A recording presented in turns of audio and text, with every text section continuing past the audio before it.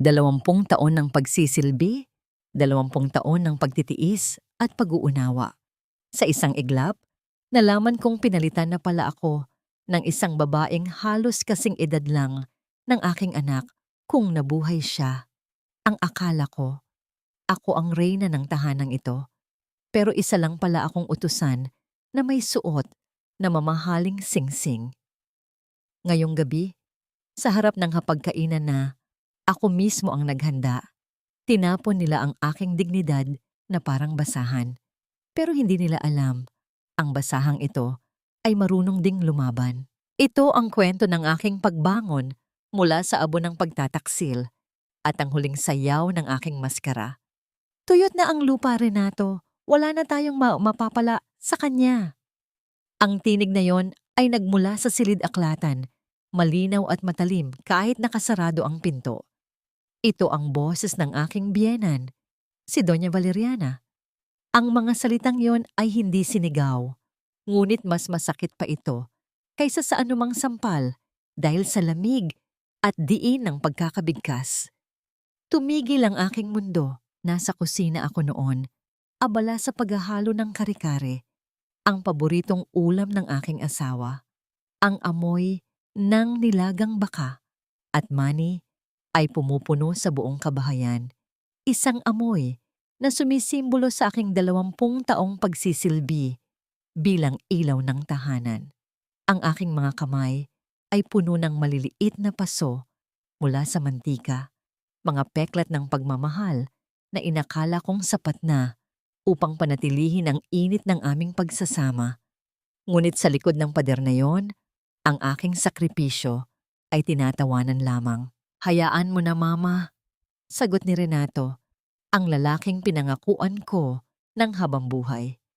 Ang kanyang boses ay tila walang bahid ng pagsisisi. Malapit na naman matapos ang paglilipat ng mga titulo. Konting tiis na lang. Iba si Maricel. Bata siya at kaya niyang ibigay ang hindi maibigay ni Lori. Nanigas ang aking buong katawan. Ang sandok na hawak ko ay tila biglang bumigat ng ilang kilo. Gusto kong sumigaw. Gusto kong ibato ang kaldero. Gusto kong wasakin ang lahat ng gamit sa kusinang ito na ako mismo ang namili. Ngunit walang lumabas na boses sa aking lalamunan. Ang sakit ay hindi maingay. Ito ay tahimik at gumagapang na parang lason sa aking mga ugat. Naramdaman ko ang paglamig ng aking sikmura. Tila ba hinihiwa ng pino ang aking puso habang pinakikinggan ng kanilang halakhakan. Ang lalaking katabi ko, sa pagtulog gabi-gabi, ay nagpaplano pala ng aking pagbagsak kasama ang kanyang ina. Dahan-dahan kong pinatay ang kalan. Ang apoy ay namatay. Kasabay ng pagkawala ng huling hibla ng respeto ko para sa kanila. Huminga ako ng malalim, pilit na pinapakalma ang nanginginig kong mga kamay. Inayos ko ang aking buhok, pinunasan ng butil ng pawis sa aking noo, at isinuot ang maskara ng isang masunuring asawa. Kung ito na ang huli kong gabi bilang tanga, gagawin ko itong hindi nila malilimutan. Inihain ko ang hapunan ng may ingat. Ang kare-kare ay nasa gitna ng mesa, umuusok at nag-aanyaya. Nang lumabas si Renato at Doña Valeriana mula sa silid, nakangiti sila na parang walang nangyari. Ang kanilang mga ngiti ay parang mga patalim na nakatago sa likod ng seda. Wow, bango naman, bati ni Renato sabay halik sa aking pisngi. Favorite ko to ah. Thank you, Hon. Dati, ang halik na iyon ay nagbibigay sa akin ng kilig. Ngayon, ang pakiramdam ko ay dinampian ako ng isang ahas. Ang kanyang mga labi ay malamig at puno ng kasinungalingan. Pinilit kong ngumiti kahit na ang gusto ko ay masuka. Naupo ako sa aking pwesto sa tapat ni Doña Valeriana na agad nagsimulang kumain ng walang pasasalamat. Kumusta ang araw niyo? Tanong ko. Ang boses ko ay halos pabulong na lamang dahil sa bara sa aking lalamunan. Okay naman, Hija, sagot ng biyenan ko habang hinihiwa ang karne. Nag-usap kami ni Renato tungkol sa future ng kumpanya. We need changes, alam mo na, para sa ikabubuti ng lahat. Changes. pagbabago. Alam ko na ngayon kung ano ang ibig nilang sabihin. Ang pagbabago ay ang pagtatapon sa akin palabas ng buhay nila. Tinitigan ko si Renato. Abala siya sa kanyang cellphone na nakataob sa mesa. Bawat ilang sandali, umiilaw ang screen nito. Hudyat ng isang mensahe na pilit niyang itinatago. Marahil ay galing iyon kay Maricel, ang babaeng bata, at iba. Tiningnan ko ang aking sariling refleksyon sa baso ng tubig. Nakita ko ang isang babaeng 42 anyos, may mga guhit na ng panahon sa paligid ng mata, at may lungkot na hindi kayang takpan ng anumang makeup. Saan napunta ang Lori na matapang? Ang Lori na nagtapos ng cum laude? Ang Lori na may pangarap bago siya naging Mrs. Castillo lamang? Ang babaeng nasa salamin ay mukhang pagod na pagod na. Pagod na sa pag-intindi, pagod na sa pagbibigay, at pagod na sa pagmamahal sa mga taong hindi marunong magpahalaga. Natapos ang hapunan sa isang nakabibinging katahimikan. Tanging ang tunog ng kubyertos na tumatama sa porselana ang naririnig. Isang malungkot na ritmo ng aming gumuguho na pagsasama. Inilapag ni Renato ang kanyang tinidor at pinunasan ang kanyang bibig gamit ang serbitilyeta. Tumikhim siya. Isang tunog na nagpahinto sa pagtibok ng aking puso. Alam kong darating na ang bagyo. Tumingin siya sa akin, hindi sa mata, kundi sa aking balikat, na para bang hindi niya kayang harapin ang kanyang sariling konsensya. Lori, may kailangan tayong pag-usapan. Panimula niya.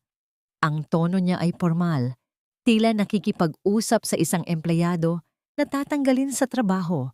Hindi ako kumibo. Hinintay ko ang patalim. Si Maricel, yung business partner ko, pagpapatuloy niya, mas mabilis na ngayon ang kanyang pagsasalita. Buntis siya, Lori, at ako ang ama. Kahit alam ko na, ang marinig ito mismo sa kanya ay parang sinaksak ako ng paulit-ulit sa dibdib. Ngunit hindi pa siya tapos. Maselan ang pagbubuntis niya, dagdag pa ni Doña Valeriana, na ngayon ay nakatingin sa akin ng may halong panghahamak at tagumpay. Kailangan niya ng matutuluyan at mag-aalaga. Dito siya titira simula bukas. Tumingin ako kay Renato, naghahanap ng kahit katiting na hiya sa kanyang mukha.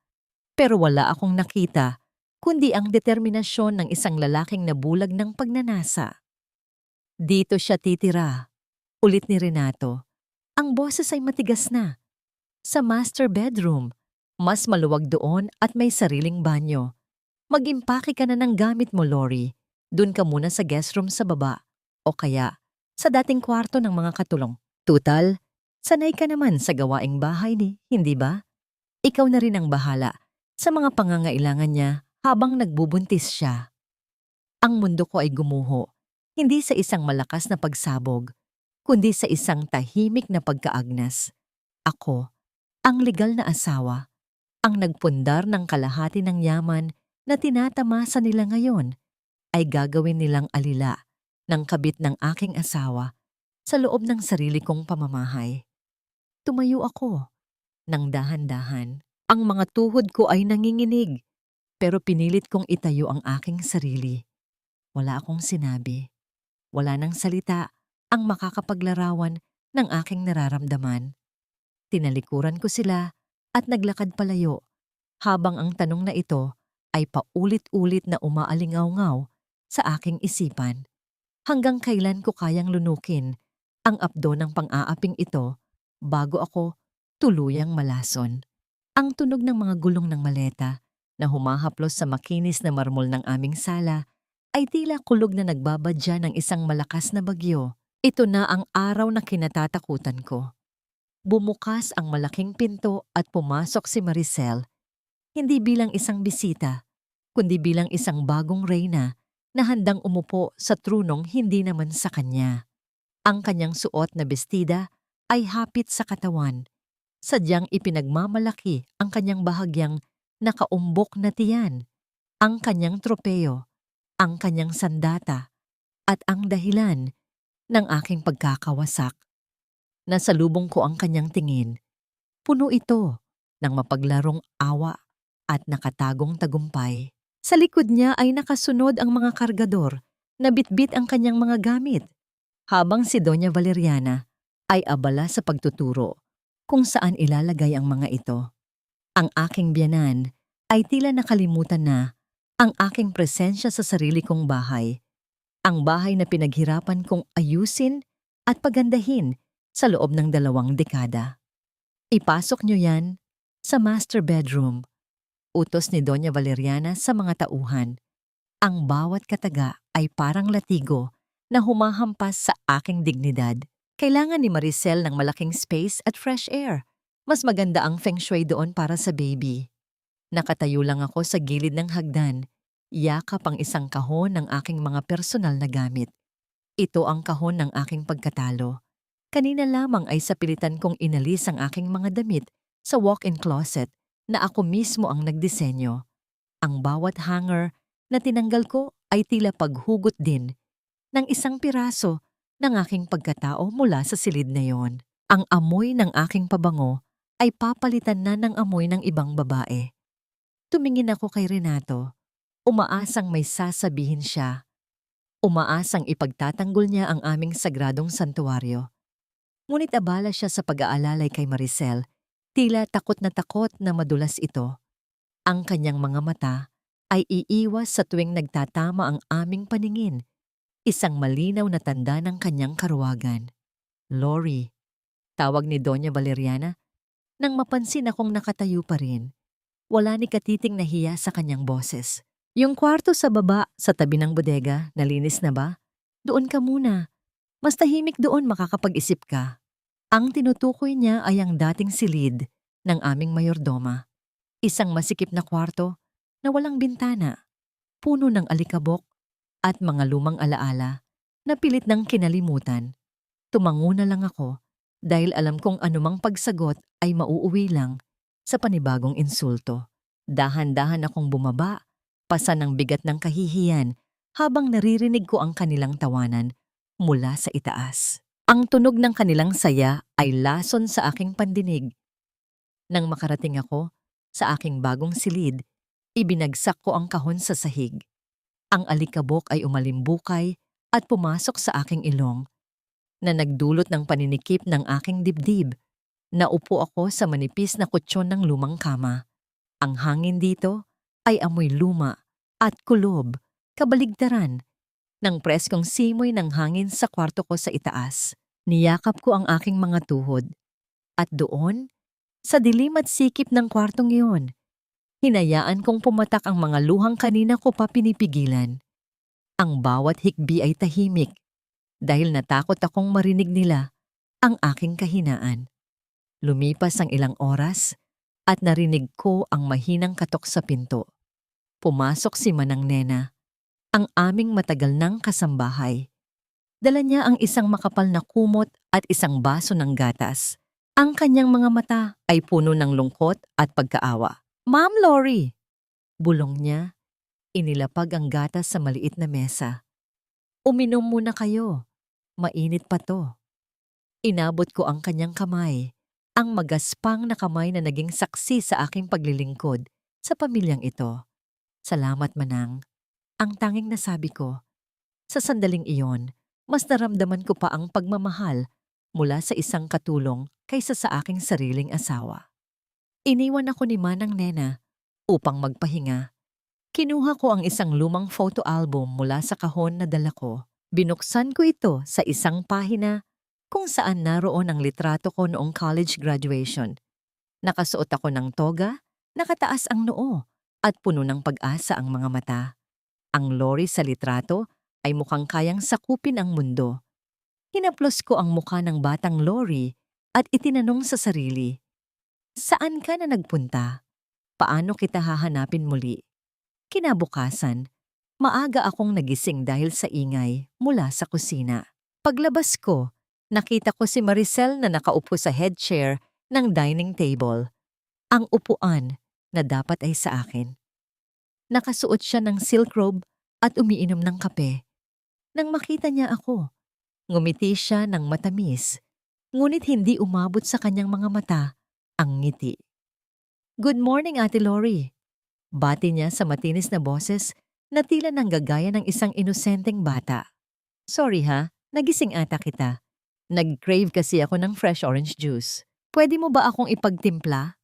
Ayaw ko kasi ng gawa ni Manang, masyadong matamis. Nanigas ang pangako. Ate Lori. Ang kapal ng mukha niyang tawagin akong ate habang inaagaw niya ang asawa ko. Gusto kong sabihing hindi ako katulong, na ako ang may-ari ng bahay na ito. Pero naalala ko ang plano. Kailangan kong magtiis. Kailangan kong magmasid. Tumungo ako sa kusina at nagsimulang maghiwa ng mga dalandan. Ang bawat hiwa ng kutsilyo sa prutas ay puno ng galit na kinikimkim ko. Habang pinipiga ko ang juice, nakita ko mula sa peripheral vision ko si Maricel. May kinuha siyang isang maliit na tableta mula sa kanyang bulsa at mabilis itong ininom kasabay ng tubig. Tila ayaw niyang makita ng iba. Kumunot ang noo ko. Vitamins ba yon? Pero bakit parang itinatago niya? Inilapag ko ang baso ng juice sa harap niya. Heto na, sabi ko nang walang emosyon. Thanks ate, sagot niya sabay higop. Pagkatapos ay inayos niya ang kanyang buhok at doon ko napansin ang isang bagay na nagpatigil sa pagtibok ng puso ko. Sa kanyang leeg ay nakasuot ang isang kwintas na gawa sa mga tunay na perlas. Pamilyar na pamilyar sa akin ang kislap ng mga perlas na yon. Iyon ang kwintas na ibinigay sa akin ng aking yumaong ina bago siya mamatay. Ang huling alaala ng pagmamahal na natitira sa akin mula sa aking pamilya. Itinago ko yon sa aking jewelry box sa master bedroom dahil ayaw kong maluma o masira. Napansin ni Maricel na nakatitig ako sa kanyang leeg. Hinawakan niya ang palawit ng kwintas at pinaglaruan ito sa kanyang mga daliri. Ang ganda, di ba? Pagmamalaki niya, habang nakatingin sa akin ng diretsyo. Bigay ni Renato kagabi. Sabi niya, nakatambak lang daw to sa drawer mo at hindi mo naman ginagamit. Sayang naman kung mabubulok lang. Bagay ba sa akin? Ang pakiramdam ko ay tila binuhusan ako ng kumukulong tubig. Ang kwintas ng aking ina, suot ng babaeng sumira sa aking tahanan. Ang kawalang hiyaan ni Renato na ibigay ang kaisa-isang bagay na sagrado sa akin ay hindi ko mapapatawad. Naramdaman ko ang pag-init ng sulok ng aking mga mata, hindi dahil sa lungkot, kundi dahil sa isang nag-uumpisang apoy ng puot. Ngumiti ako ng pilit, isang ngiti na puno ng pait. Bagay na bagay! Sagot ko, habang sa loob-loob ko ay sumusumpa ako sa langit. Suotin mo lang yan ngayon, Maricel, dahil darating ang araw, ang kwintas na yan, ang magiging kadena, nahihila sa inyo, pababa. Tumalikod ako at naglakad pabalik sa aking lungga. Dala ang imahe ng kwintas sa aking isipan. Ang sakit ay nandoon pa rin, pero ngayon may kasama na itong layunin. Ang bigat sa aking dibdib ay tila isang kadenang bakal na humihila sa akin, pailalim, palayo, sa liwanag ng araw. Hindi ko na kaya ang hangin sa loob ng bahay na yon. Bawat sulok ay puno ng multo ng aking pagsasakripisyo at ang anino ng pagtataksil ni Renato. Tumakbo ako palabas. Hindi alintana ang init ng tanghaling tapat sa Bacolod. Hanggang sa dalhin ako ng aking mga paa sa pamilyar na santuaryo ng Jaro Cathedral. Pumasok ako sa dambana at sinalubong ako ng amoy ng natutunaw na kandila at luma, ngunit sagradong kahoy. Ang katahimikan sa loob ay isang balsamo sa aking nagdurugong kaluluwa. Naglakad ako patungo sa pinakadulong bahagi ng simbahan kung saan ang mga anino ay mahaba at ang liwanag ay madilim. Naupo ako sa isang pew, naramdaman ang lamig ng barnisadong kahoy sa aking balat. Dito, sa harap ng mga rebulto ng mga santo na nakatingin sa akin ng may habag, hinayaan kong bumagsak ang aking balikat. Ang mga luhang kanina ko pa pinipigil sa harap ni Maricel at ng aking biyenan ay tuluyan ng umagos, tahimik ngunit masakit, parang agos ng ilog na matagal nang hinarangan. Yumuko ako at tinakpan ang aking mukha ng mga palad. Ang tanging naririnig ko lamang ay ang sarili kong paghinga na garalgal at ang tibok ng puso kong pagod na pagod na. Pakiramdam ko ay nag-iisa ako sa mundo. Isang maliit na bangka sa gitna ng bagyo. Maya-maya, naramdaman ko ang paggalaw sa aking tabi. May umupo sa espasyong nasa aking kanan. Hindi ako nag-angat ng tingin. Ayokong makita ng kahit sino ang aking kahinaan. Ngunit isang panyo ang dahan-dahang inilahad sa aking harapan. Malinis ito, puti, at may amoy ng banayad na sabon. Isang amoy na nagpapaalala sa akin ng kabataan at kawalang malay. Inangat ko ang aking paningin at nakita ko ang isang pares ng mga mata na matagal ko nang hindi nasisilayan. Si Ramil, ang kababata ko, ang anak ng dati naming katiwala, na ngayon ay isa ng iginagalang na accountant. Nakasuot siya ng simpleng polo shirt at ang kanyang muka ay puno ng pag-aalala na hindi niya tinangkang itago. "Kunin mo," bulong niya sa mababang boses na hindi bumasag sa katahimikan ng simbahan. "Hindi ka bagay sa ganyan, Lori. Ang mga mata mo ay para sa pagngiti, hindi sa pagluha." Kinuha ko ang panyo at pinunasan ang aking mga pisngi. Ang kanyang presensya ay tila isang pader na sumasanggalang sa akin mula sa hangin. Hindi siya nagtanong kung bakit ako umiiyak. Hindi siya nagtanong kung ano ang nangyari. Umupo lang siya doon, tahimik na nakiramay. Hinahayaan akong ilabas ang lahat ng sakit sa mundo kong puno ng mga taong puro salita at pangakong napapako. Ang katahimikan ni Ramil ay isang regalo. Nang kumalma na ang aking paghinga, inabutan niya ako ng isang tumbler ng kape. "Mainit pa yan," sabi niya. "Barako, black. No sugar. Tulad ng gusto mo noong college pa tayo kapag nagre-review ka."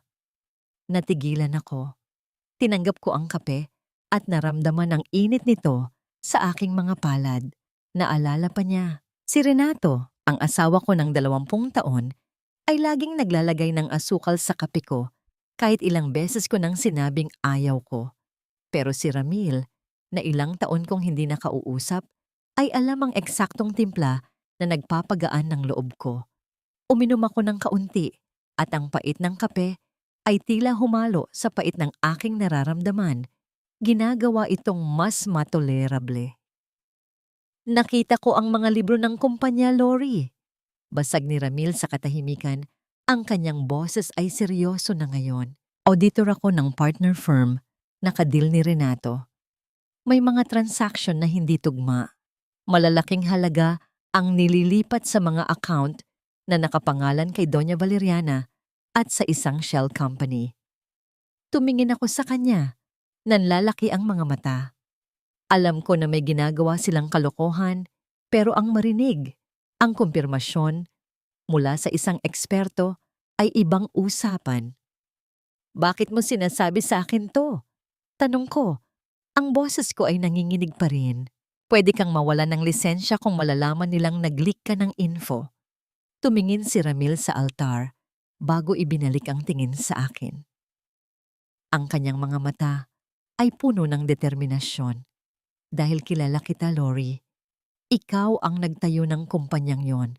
Nakita ko kung paano ka naghirap, kung paano ka nagsunog ng kilay.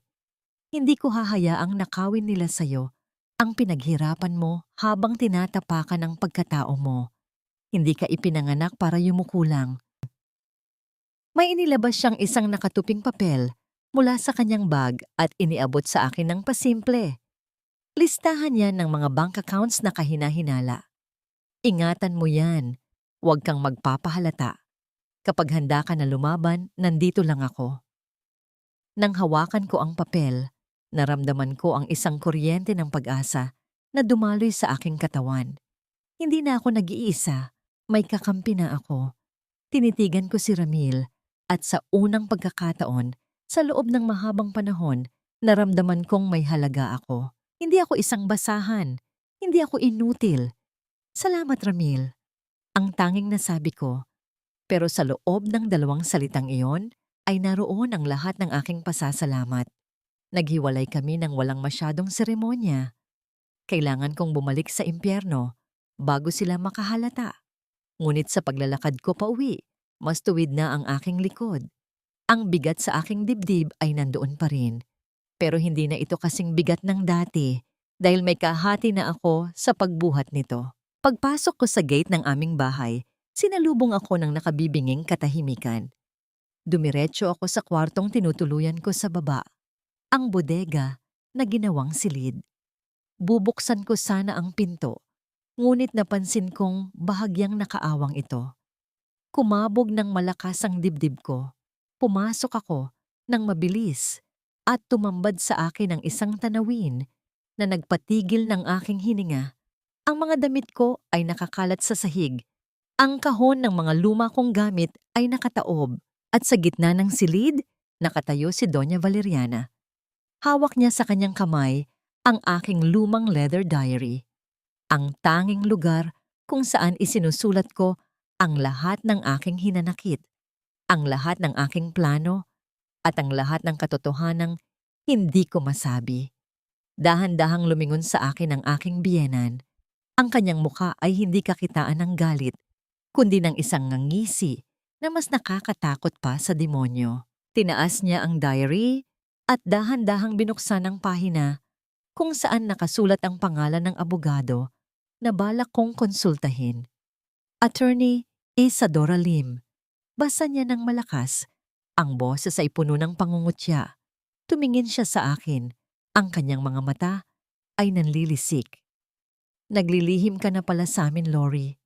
Akala ko ba ay tanga ka? Mukhang nagkakamali pala kami ng tansya sa'yo. Pero huwag kang mag-alala. Sisiguraduhin kong ang diary na ito ang magiging huling sulat mo. Ang dugo ko ay tila nagyelo sa aking mga ugat nang makita ko ang aking talaarawan sa mga kamay ni Doña Valeriana. Ang kanyang mga mata ay nanlilisik, nag-aabang ng isang paliwanag na maaari niyang gamitin upang tuluyan akong sirain. Alam kong sa sandaling ito, isang maling salita ko lamang ay maaaring maging katapusan ng aking mga plano. Kinakailangan kong magsuot ng panibagong maskara, ang maskara ng isang sumukong asawa. Huminga ako ng malalim, pilit na pinapakalma ang nanginginig kong mga daliri bago ako nagsalita. Nilapitan ko siya ng dahan-dahan at kinuha ang kwaderno mula sa kanyang mahigpit na pagkakahawak, hindi sa paraang palaban, kundi sa paraang tila isang batang nagpapaawa. Hindi para sa akin ang abogadong yan, Mama. Sagot ko. Ang boses ko ay mahina at basag. Si Attorney Lim, siya ang nag-aayos ng last will and testament ko. Kumunot ang noo ni Doña Valeriana, ang kanyang interes ay agad na nakuha ng salitang testamento. Ang kasakiman ay isang lengguwahe na fluent siya. At bakit mo naman kailangan yan? Tanong niya, bagamat nabawasan na ang talim ng kanyang tono. Yumuko ako, pilit na naglalabas ng luhang buhaya. Dahil tanggap ko na, Mama. Tanggap ko nang hindi ko kayang bigyan ng anak si Renato. Kung sakaling mawala ako o maghiwalay kami, gusto kong siguraduhin na ang lahat ng personal na ari-arian ko, pati na ang mga naipundar ko bago kami ikinasal, ay mapupunta ng maayos kay Renato. Ayokong maging pabigat pa ako sa inyo. Ang kasinungalingan ay dumula sa aking dila ng mas madali kaysa sa inakala ko. Nakita ko ang pagbabago sa mukha ng aking biyenan. Mula sa hinala, napalitan ito ng isang ngisi ng tagumpay. Para sa kanya, ang pagsuko ko ng mana ay ang pinakahihintay niyang balita. Mabuti naman kung ganoon, sabi niya sabay talikod. Tila nawalan na ng interes sa akin ngayong nakuha na niya ang gusto niyang marinig. Siguraduhin mo lang na maayos ang mga papel na yan. Ayaw namin ng gulo kapag lumayas ka na dito. Nang makalabas siya ng silid, napasandal ako sa pinto at napahawak sa aking dibdib. Ang puso ko ay tumitibok ng mabilis at malakas.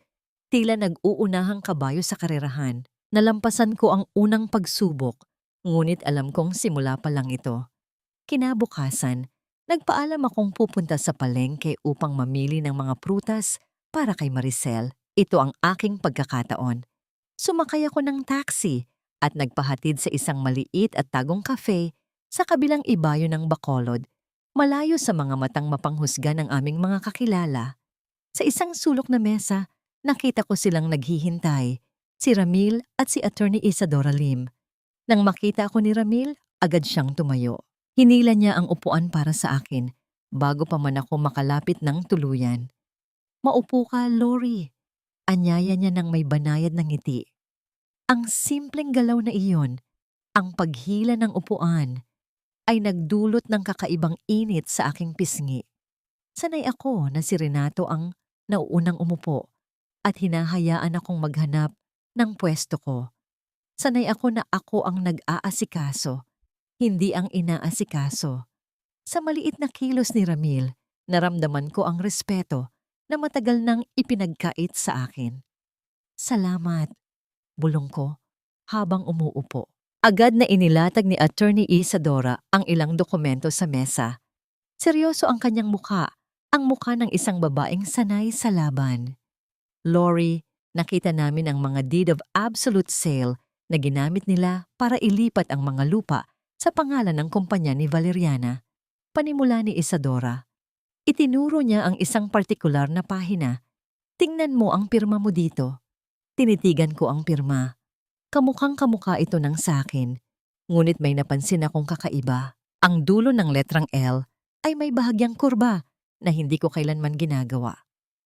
"Palsipikado," mariing sabi ni Isadora. "Magaling ang gumawa, pero hindi perpekto. Kailangan natin ng original na kopya para ma-examine ng handwriting expert. At kailangan din natin ng solidong ebidensya na hindi si Renato ang ama ng dinadala ni Maricel para mapawalang bisa ang psychological control nila sa'yo." "Ang DNA." Sagot ko. Naalala ang plano. "Kailangan ko ng sample." "Buhok," sabi ni Ramil.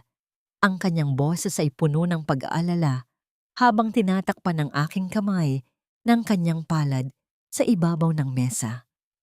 Ang init ng kanyang balat ay tila nagbibigay ng lakas sa nanlalamig kong mga daliri. Buhok na may follicle o ugat. At kung maaari, ang cellphone ni Renato para sa mga mensahe. Tumango ako. Mapanganib ang hinihingi nila. Ang pagkuha ng buhok ni Maricel ay nangangahulugang kailangan kong lumapit sa kanya habang siya ay natutulog. At ang cellphone sa ni Renato ay laging nasa kanyang bulsa. "Mag-ingat ka, Lori," habilin ni Ramil bago kami maghiwalay. Tinitigan niya ako sa mata at sa sandaling iyon, nakita ko ang isang pangako na hindi na kailangan pang bigkasin, na hindi niya ako hahayaang bumagsak. Nang gabing iyon, ang bahay ay balot ng katahimikan. Ang tanging liwanag ay nagmumula sa buwan na sumisilip sa mga bintana. Hinintay kong humimbing ang tulog ng lahat. Dahan-dahan akong lumabas mula sa aking maliit na silid. Ang bawat hakbang ko sa hagdanan ay maingat. Pinipigilan ang aking paghinga upang hindi makalikha ng anumang ingay. Narating ko ang pinto ng master bedroom, ang dati kong silid. Dahan-dahan kong pinihit ang seradura. Buti na lamang at hindi ito nakalock. Marahil ay dahil sa kampante na sila na wala akong gagawing masama. Pumasok ako sa loob. Ang amoy ng kwarto ay nagbago na. Hindi na ito amoy lavender na paborito ko, kundi amoy ng matapang na pabango ni Maricel. Nakita ko silang mahimbing na natutulog. Si Renato ay nakatalikod, habang si Maricel ay nakatihaya. Ang kanyang buhok ay nakakalat sa unan. Lumapit ako sa gilid ng kama kung saan naroon si Maricel.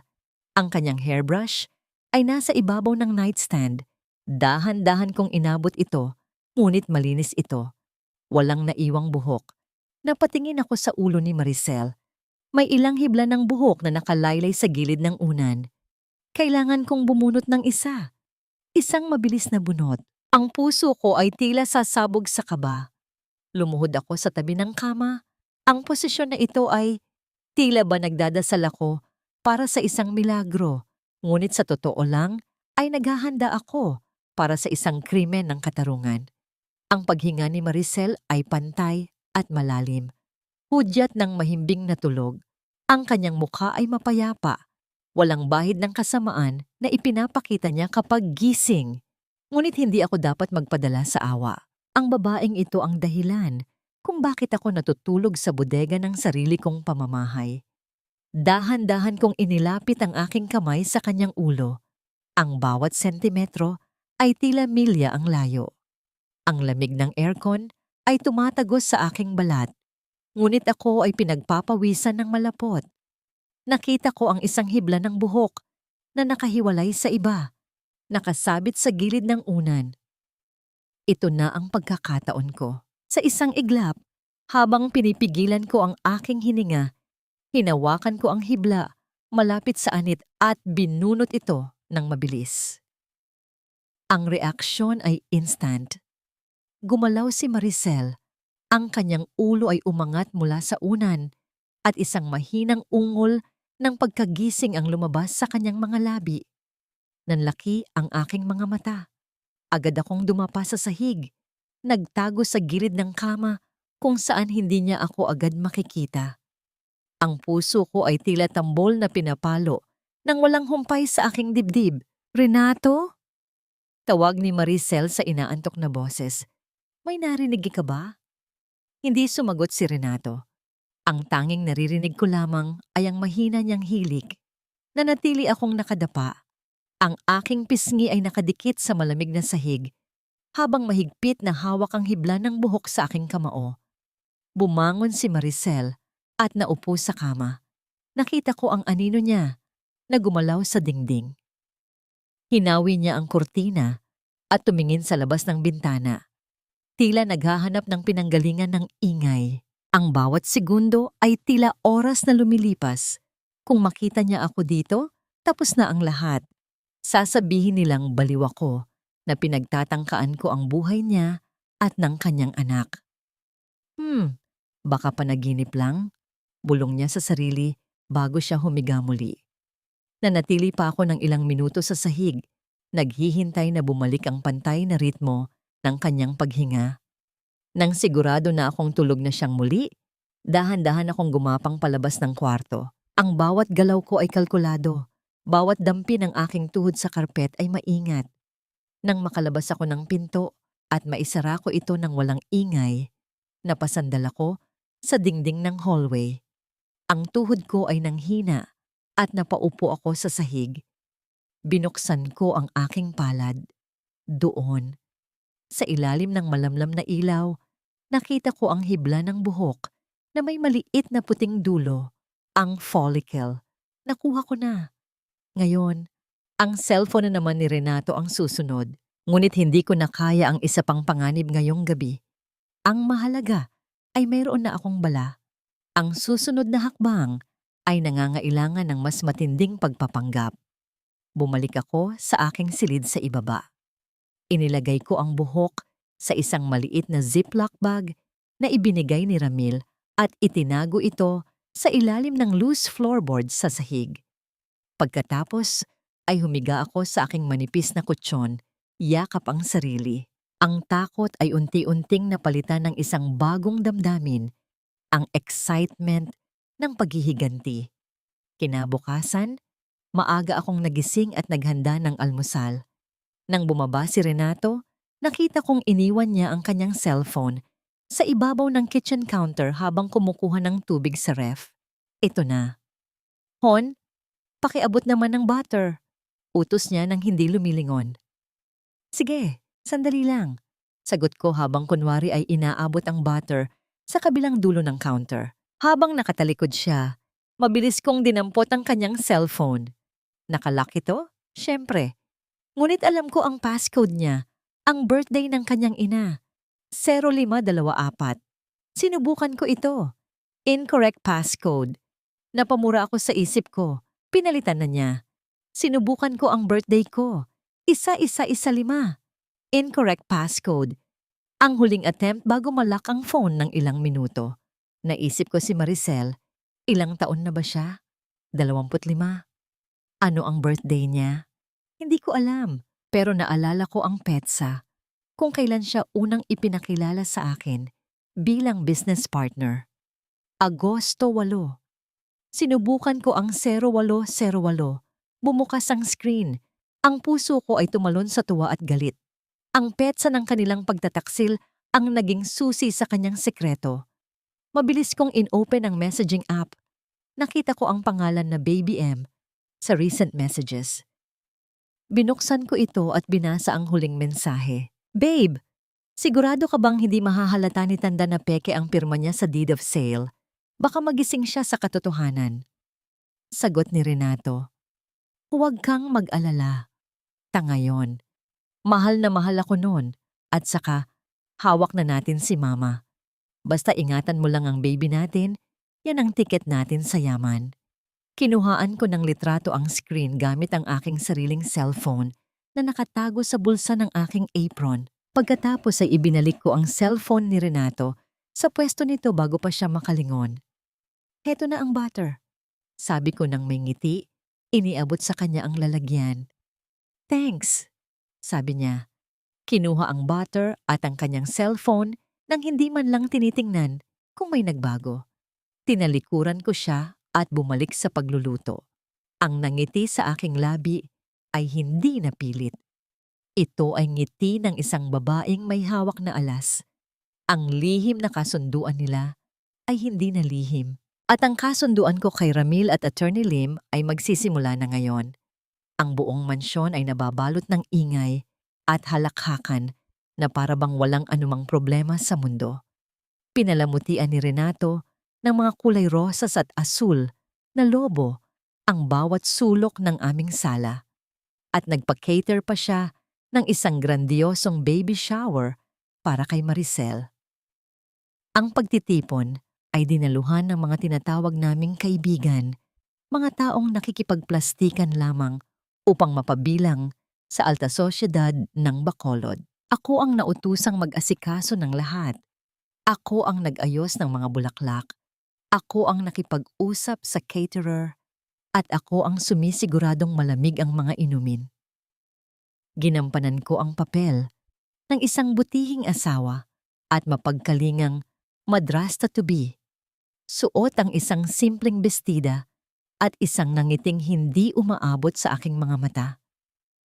Bawat bati na natatanggap ni Maricel ay tila isang punyal na itinararak sa aking dibdib. Ang bawat regalo na binubuksan niya ay sumisimbolo sa isang buhay na hindi ko kailanman magkakaroon.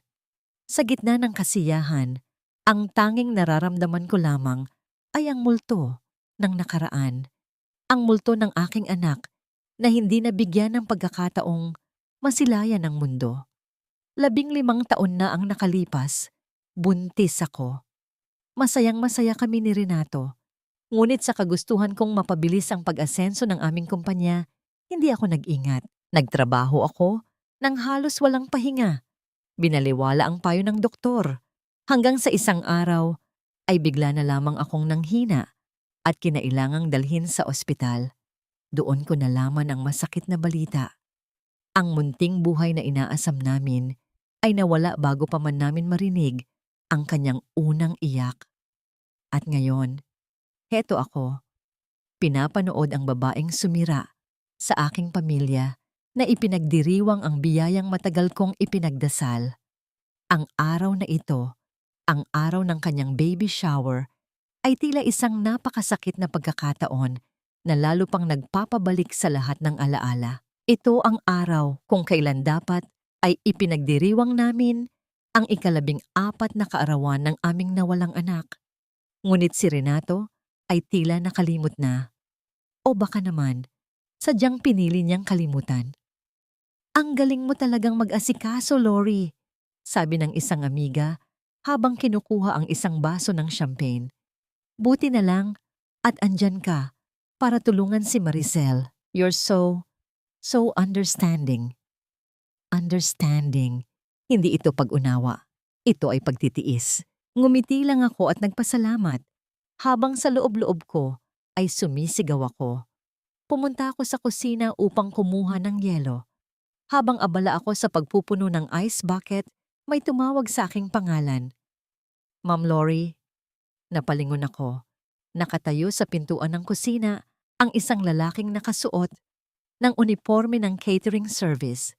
Bitbit niya ang isang malaking kahon na nakasulat ang pangalan ng sikat na cake shop sa Bacolod. Ngunit hindi ang kahon ang nakakuha ng atensyon ko, kundi ang pamilyar na mga mata ng lalaking iyon.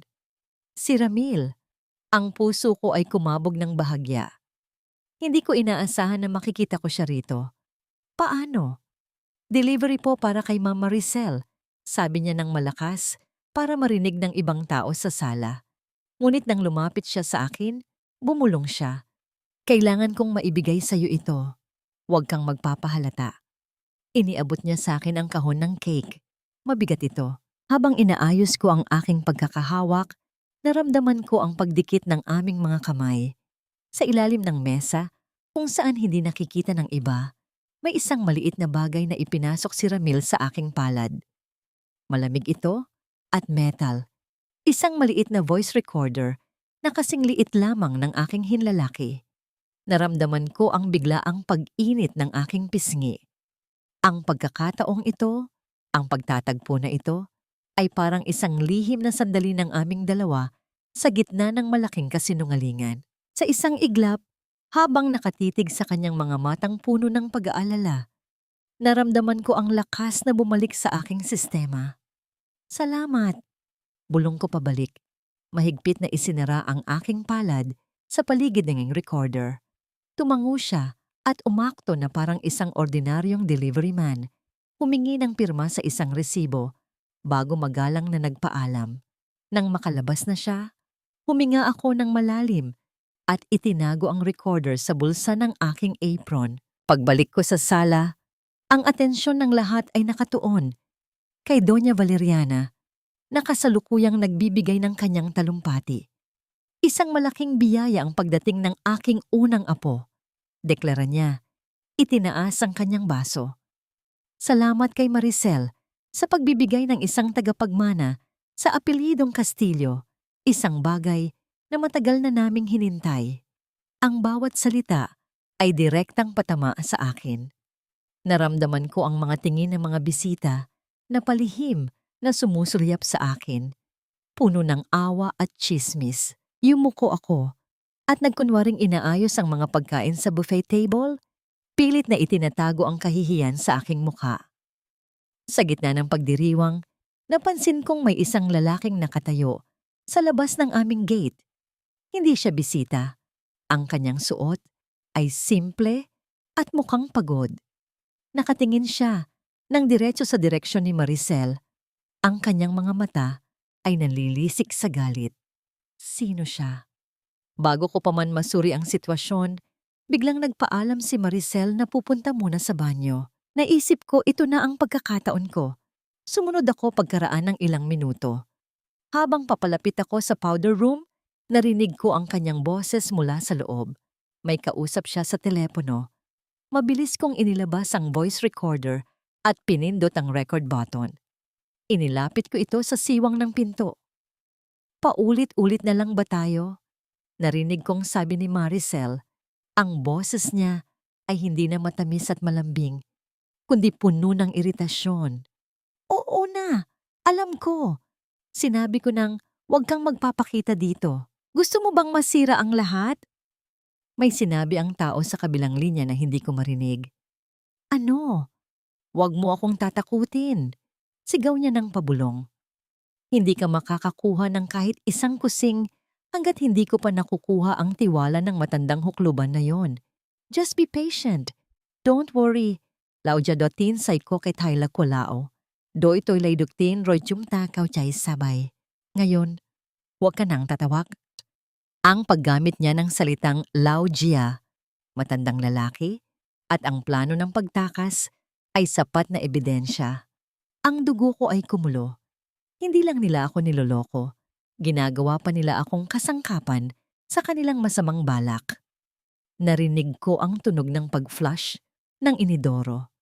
Agad kong itinago ang recorder at mabilis na lumayo sa pinto. Nagkunwaring kararating ko lang. Nang bumukas ang pinto, nagulat pa si Maricel nang makita ako. Ate Lori, sabi niya, pilit nang ngumingiti. May kailangan ka? Wala naman, sagot ko.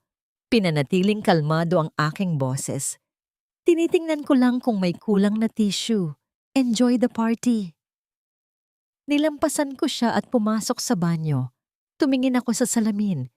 Ang babaeng nakatingin pabalik sa akin ay may bagong kislap sa mata. Hindi na ito kislap ng luha, kundi kislap ng isang apoy na handa ng manunog. Ang init ng aking galit ay unti-unting lumalamig, napapalitan ng isang kalkuladong lamig. Ang tinig ni Maricel sa recorder ay patuloy na umaalingaw-ngaw sa aking isip.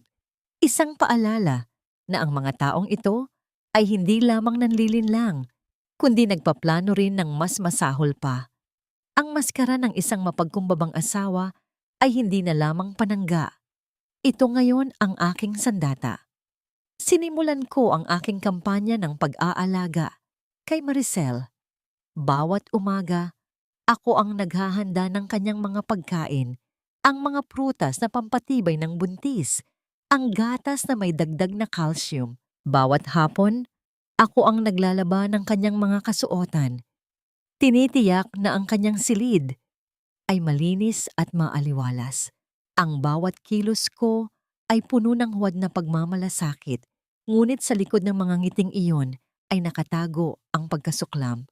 Sa bawat paghipo ko sa kanyang mga gamit, naramdaman ko ang aking tiyan na lumiliko, ngunit kinailangan kong magtiis. Isang hapon, nakita ko ang isang malaking gaubong na kulay puti na nakaupo sa tabi ng kama ni Maricel. Regalo ito mula kay Renato. Sadyang ipinaglalaki ang kanyang pagiging ama. Ito na ang pagkakataon ko. Maricel, tawag ko ng may pilit na tamis sa aking boses. Ang cute naman ng gaubong mo. Gusto mo bang linisin ko yan? Medyo may alikabok na kasi. Ngumiti si Maricel, ang ngiting puno ng kampante. Okay lang, Ate Lori. Thanks. Wala kasi akong time eh. Pumasok ako sa kanyang silid. Dala ang isang maliit na trapo. Dahan-dahan kong nilinis ang gaubong. Habang ako ay abala, isinaksak ko ang maliit na voice recorder na ibinigay ni Ramil sa loob ng gaubong, sa bahagi ng tagiliran na halos hindi mahahalata. Mahigpit kong inayos ang pagkakalagay nito upang hindi ito gumalaw. Mula ngayon, ang bawat salita na lumalabas sa bibig ni Maricel sa loob ng silid na yon ay magiging ebidensya laban sa kanya. Lumipas ang mga araw at napansin ko ang bahagyang pagbabago sa kilos ni Renato. Minsan, kapag nakikita niya akong naghahanda ng pagkain ni Maricel o nag-aasikaso ng bahay, nahuhuli ko siyang nakatitig sa akin. Sa kanyang mga mata, may nakita akong bakas ng awa o marahil ay pagsisisi. Isang gabi, habang nag-aayos ako ng mga bulaklak sa sala, lumapit siya sa akin. "Lori," sabi niya, ang kanyang boses ay mas mahina kaysa sa karaniwan. "Salamat sa pag-aalaga kay Maricel. Alam kong mahirap para sa'yo ito. Pero para sa future natin to, para sa baby." Huminga ako ng malalim. "Future?" tanong ko. Pilit na pinipigilan ng lamig sa aking boses. Ang future na kasama ang ibang babae? Umupo siya sa sofa at hinawakan ng kanyang ulo. "Hindi mo naiintindihan, Lori. Nagkamali lang ako. Pero handa akong bumawi sa'yo. Gusto ko lang magkaroon ng pamilya na kompleto.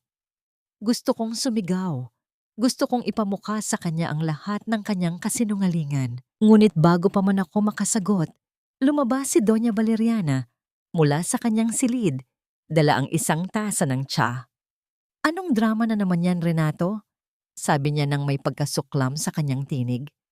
"Huwag kang magpapadala sa pagpapaawa ng babaeng yan.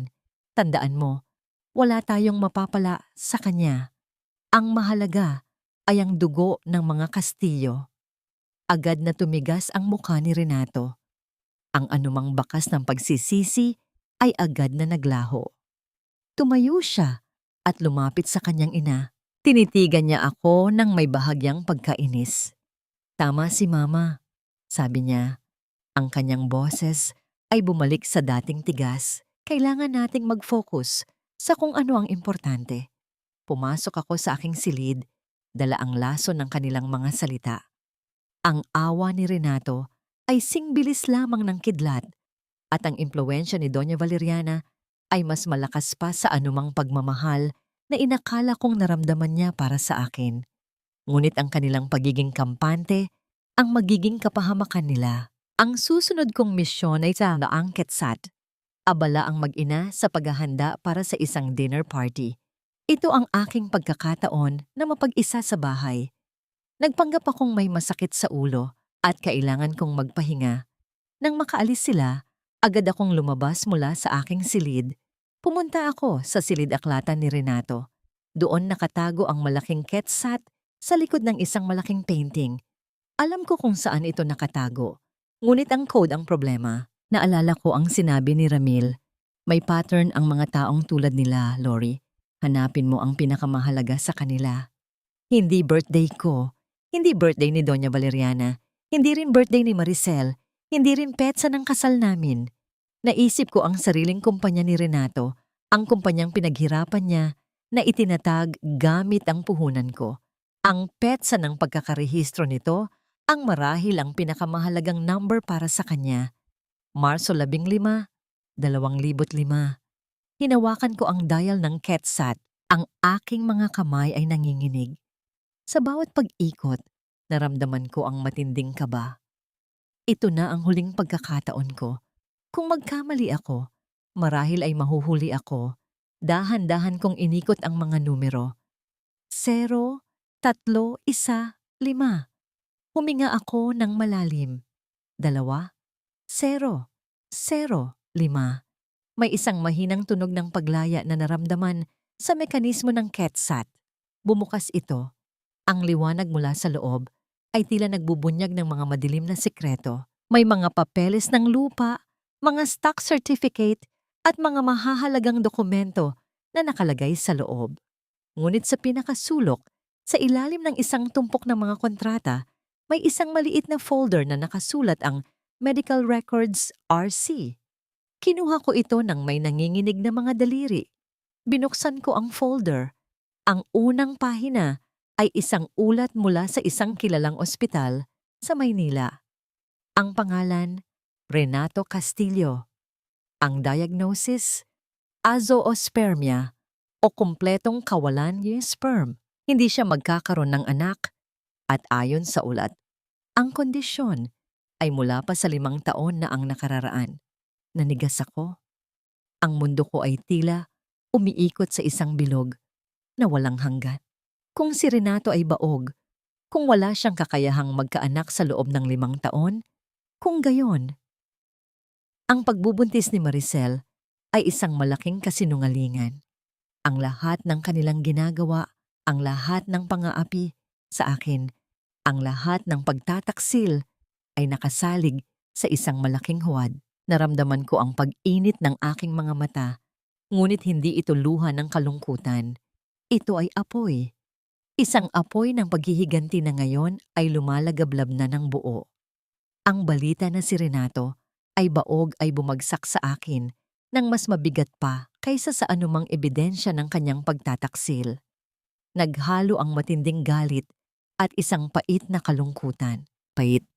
Dahil sa lahat ng pagpapahiya na dinanas ko bilang isang babaeng hindi makapagbigay anak, at kalungkutan dahil sa malalim na hiya na tiyak na nararamdaman ni Renato kahit na pilit niya itong tinatago.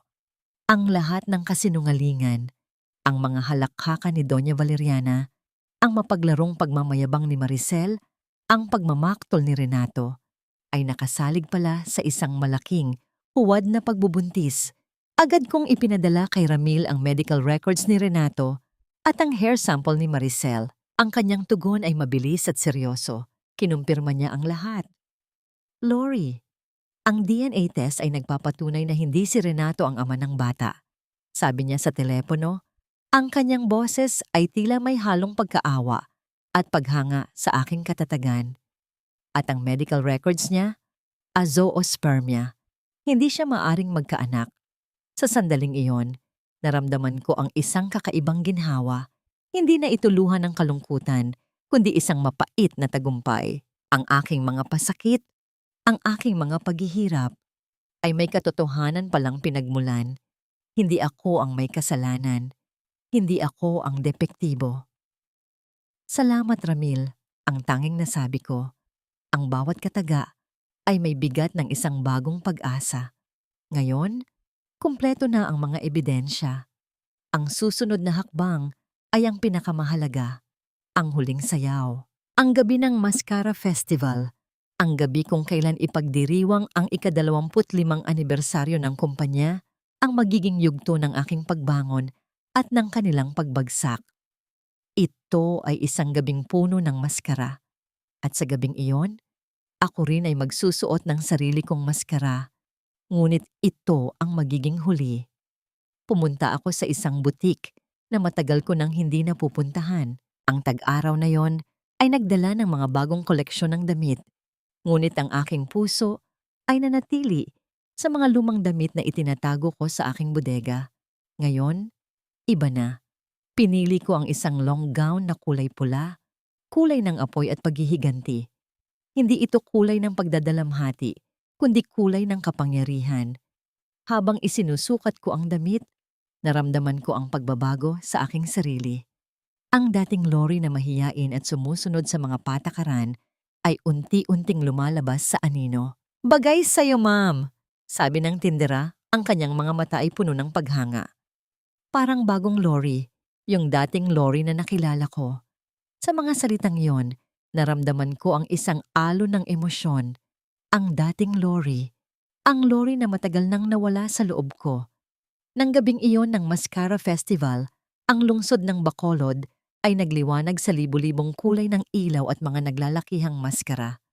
Ang ingay ng mga banda at ang tawanan ng mga tao ay pumupuno sa himpapawid. Ngunit sa likod ng lahat ng kasiyahang yon, mayroong isang bagay na nakakatago sa ilalim ng ibabaw. Sa loob ng malaking ballroom ng hotel, ang mga bisita ay nagkakagulo sa pag-uusap at pagbibigayan ng high fives. Ang dekorasyon ay elegante at mamahalin. Doña Valeriana ay nasa gitna ng entablado, abala sa pag-aasikaso ng mga huling detalye. Si Renato ay nakatayo sa tabi ni Maricel. Ang kanyang kamay ay nasa baywang ng babae. Ipinagmamalaki ang kanyang pamilya. Ako naman ay nasa aking silid sa hotel, naghahanda. Pinanood ko ang aking sarili sa salamin. Ang pulang bestida ay tila yakap sa aking katawan, bumabagsak ng elegante sa aking mga paa. Ang aking buhok ay maingat na inayos at ang aking mga labi ay pininturahan ng matapang na pulang lipstick. Hindi na ito ang mukha ng isang babaeng umiiyak. Ito ay mukha ng isang mandirigma. "Lori, handa ka na ba?" Tanong ni Ramil sa kabilang linya. Ang kanyang boses ay tila may bahagyang kaba. "Handang-handa na," sagot ko. Ang aking puso ay tumitibok ng mabilis, hindi sa takot, kundi sa anticipation. "Naroon na ba ang lahat?" "Oo, kompleto na ang kopya ng mga ebidensya sa projector," sabi niya. "Nakaredy na rin ang legal team at ang mga pulis. At nandyan din ang isang reporter na kaibigan ko. Hinintay lang ang hudyat mo." Huminga ako ng malalim. "Good. Ingat ka, Lori," paalala niya. "Kapag nagsimula na ang kaguluhan, huwag kang lalayo sa akin. Nandito ako para protektahan ka." Ang mga salitang yon ay tila isang init na dumaloy sa aking puso. Si Ramil, ang aking tahimik na tagapagbantay. Pinutol ko ang tawag at muling tumingin sa salamin. "Ngayong gabi, Lori," bulong ko sa aking refleksyon. "Paalam sa dating ikaw. Ito na ang huling sayaw ng maskara." Dahan-dahan akong lumabas mula sa aking silid. Naglakad ako patungo sa likod ng entablado, kung saan nakatago ang mga projector at mga ilaw. Nandoon na si Ramil, naghihintay. Ang kanyang mukha ay seryoso. Nagsisimula na si Renato sa kanyang speech. Bulong niya. Sumilip ako sa gilid ng kurtina. Nakita ko si Renato na nakatayo sa gitna ng entablado. May hawak na mikropono. Sa tabi niya ay si Maricel. May mapagmataas na ngiti sa kanyang labi. Ang mga mata ni Renato ay nagliwanag sa pagmamalaki. "Mga kaibigan, shareholders, at kapamilya," simula niya, Ang kanyang boses ay puno ng kumpiyansa. Ngayong gabi ay hindi lamang pagdiriwang ng ika-25 anibersaryo ng Castillo Group. Ito rin ang gabi kung kailan ko opisyal na ipapakilala ang aking bagong partner. Ang partner na magbibigay ng bagong dugo, bagong sigla at bagong buhay sa aming pamilya at kumpanya, si Maricel Dizon. Ang lahat ng tao sa ballroom ay pumalakpak. Ngumiti si Maricel at kinuha ang mikropono mula kay Renato. Tila ba naghahanda rin siyang magbigay ng sarili niyang talumpati. Ang kanyang ngiti ay puno ng pagmamayabang. Huminga ako ng malalim. Hinawakan ko ang remote control ng projector. Ang pakiramdam ng malamig na plastic sa aking mga daliri ay tila isang susi sa aking kalayaan. Tumingin ako kay Ramil at tumango siya. Ito na. Ang oras na. Habang si Maricel ay naghahanda ng magsalita, itinaas ko ang aking kamay. Inihanda ang aking mga daliri sa mga pindutan. Ang aking puso ay tumibok ng malakas at malinaw. Tila isang orasan na naghihintay ng huling stroke nito. Ang mikropono ay nasa bibig na ni Maricel. Handa na siyang magsalita nang biglang kumislap ang projector. Sa likod niya, sa malaking LED screen, hindi ang logo ng kumpanya ang lumabas. Sa halip, lumitaw ang isang video. Ang video ay nagpapakita kay Maricel na nakikipag-usap sa telepono sa loob ng banyo. Ang kanyang boses ay malinaw at puno ng pagkamuhi. Don't worry, lão già đó tin sai có cái thai là của lão. Đợi tôi lấy được tiền rồi chúng ta cao chạy xa bay. Ngayon, huwag ka nang tatawag. Ang buong ballroom ay biglang nabalot ng isang nakabibinging katahimikan. Ang mga bisita ay nagkatinginan. Ang mga mata ni Renato ay nanlaki sa gulat at ang ngiti sa labi ni Maricel ay unti-unting nawala. Ang buong ballroom ay nabalot ng isang nakabibinging katahimikan. Ang video ni Maricel, kung saan niya inamin ang kanyang panlilinlang, ay patuloy na umuulit sa malaking LED screen, tila isang panaginip na bangungot na ayaw matapos. Ang mga mata ni Renato ay nanlaki sa gulat at pagkabigla. Ang kanyang bibig ay bahagyang nakanganga, tila hindi makapaniwala sa kanyang nakikita at naririnig. Si Maricel, sa tabi niya, ay namutla. Ang nangiti sa kanyang labi ay naglaho, napalitan ng isang ekspresyon ng matinding takot at galit. Ang mga bulungan ng mga bisita ay nagsimulang kumalat na parang apoy sa tuyong dayami. Mula sa mahina, ito ay lumakas, hanggang sa marinig na ang mga salitang kasinungalingan, panlilinlang at eskandalo sa bawat sulok ng silid. Ang pagdiriwang ay naging isang sirkus ng pagtataksil. Sa gitna ng kaguluhang yon, dahan-dahan akong lumabas mula sa likod ng entablado. Ang aking pulang bestida ay tila isang nagliliyab na apoy sa dilim, sumisimbolo sa aking muling pagkabuhay. Bawat hakbang ko ay matatag, puno ng kapangyarihan at paglaya. Hawak ko ang aking remote control at sa aking kamay ay naroon din ang isang envelope na naglalaman ng lahat ng ebidensya. Nang makita ako ni Renato, tila siya nagising mula sa kanyang pagkabigla. "Lori!" Sigaw niya. Ang kanyang boses ay puno ng galit at kahihiyan. "Anong ginagawa mo?" Hindi ko siya sinagot. Naglakad ako ng diretso sa gitna ng entablado. Inagaw ang mikropono mula sa kamay ni Maricel na nanginginig. Ang kanyang mga mata ay nanlilisik sa akin, puno ng pagbabanta. "Magandang gabi sa inyong lahat." Panimula ko, ang aking boses ay malinaw at kalmado. Kabaligtaran ng kaguluhan sa paligid. Ang pinapanood ninyo ay isang patikim lamang ng katotohanan na matagal nang itinago sa likod ng mga maskahara ng pamilyang Castillo. Habang nagsasalita ako, pinindot ko ang remote control. Mula sa video ni Maricel, ang LED screen ay nagpakita ngayon ng isang medical report.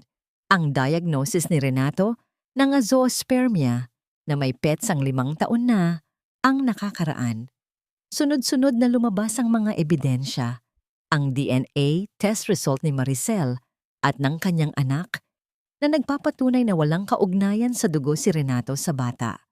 Ang bulungan sa ballroom ay naging isang malakas na ingay ng pagkabigla. Ang mga mata ng mga bisita ay lumipat mula sa screen patungo kay Renato na ngayon ay namumutla na. Ang kanyang buong pagkatao ay gumuho sa isang iglap. Hindi totoo yan, mga kasinungalingan, sigaw ni Renato, ngunit ang kanyang boses ay tila isang mahinang iyak. Bago pa man siya makasagot, may isang malakas na tunog ng pagbagsak. Si Doña Valeriana, na kanina pa nakatayo sa isang sulok, ay bumagsak sa kanyang kinatatayuan. Ang kanyang mukha ay nagkulay abo. Ang kanyang mga mata ay blangko. Tila hindi makapaniwala sa pagbagsak ng kanyang pangarap at ng kanyang pamilya. Ang kanyang mahalagang apelyido ay nadungisan at ang kanyang yaman ay nasa bingit ng pagkawala. At bukod pa rito, patuloy ko, ang aking tinig ay matigas. Ang lahat ng ari-arian na inakala ninyong nailipat na sa inyong pangalan ay pawang peke. Ang aking pirma sa mga deed of sale ay palsipikado. Narito ang forensic report mula sa handwriting expert na nagpapatunay niyan. Ipinakita ko ang report sa camera at lumabas ito sa screen. Ang lahat ng pandaraya, ang lahat ng pagnanakaw, lahat ay nasa ilalim na ng liwanag. Naramdaman ko ang paggalaw ni Maricel. Pilit siyang bumababa mula sa entablado, nagtatangkang tumakas mula sa kahihiyan at sa mga matang mapanghusga. Ngunit bago pa man siya makarating sa labasan, 2 unipormadong pulis ang humarang sa kanyang daan. Hawak nila ang isang warrant of arrest para sa fraud and falsification of documents. Ang mga mata ni Maricel ay nanlaki sa takot.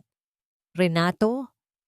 Sigaw niya, umaasa ng tulong mula sa lalaking nagpakilala sa kanyang ama ng kanyang anak. Ngunit si Renato ay tuluyan ng nabaliw sa kahihiyan. Ang kanyang mga mata ay nakatuon sa akin, puno ng matinding puot na hindi ko kailanman nakita.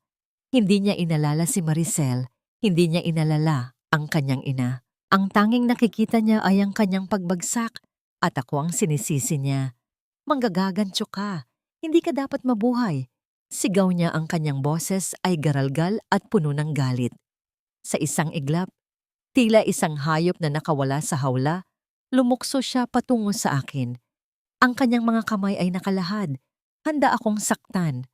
Ang aking puso ay kumabog ng mabilis sa takot, ngunit hindi ako gumalaw. Nanatili akong nakatayo, handa sa anumang mangyayari. Ngunit bago pa man siya makalapit sa akin, may isang anino na humarang sa kanyang daan. Si Ramil. Mabilis siyang humarang sa pagitan namin. Siya ang sumalo sa galit at suntok na para sa akin.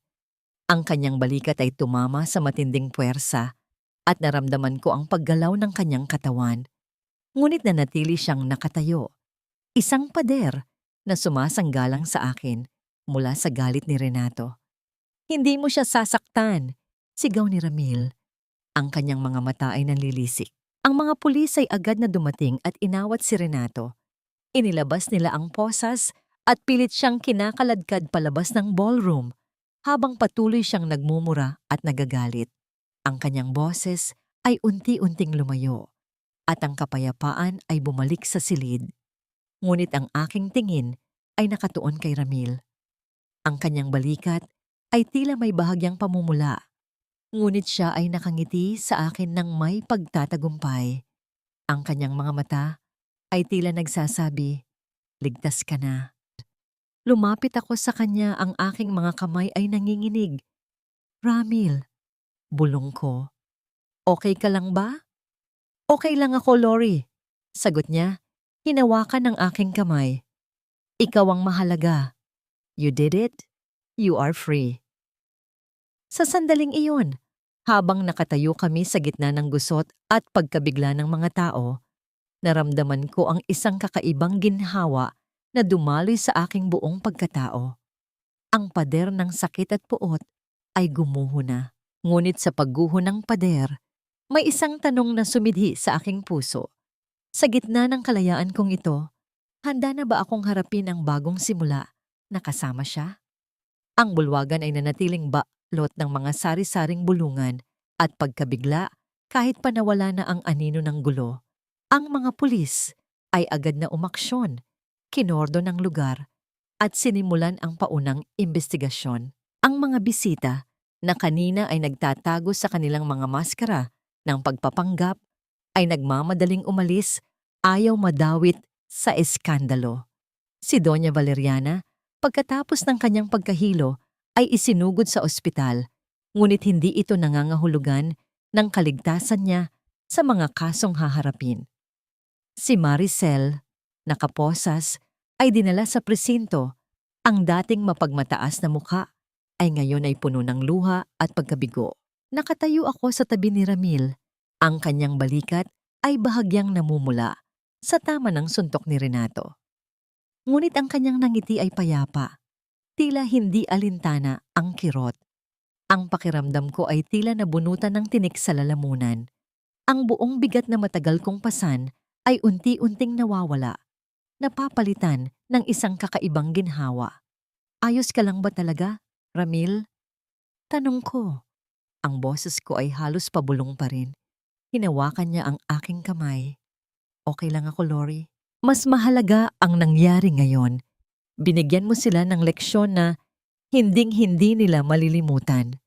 Ang init ng kanyang palad ay kumalat sa aking kamay. Nagbigay ng kapanatagan sa gitna ng kaguluhan.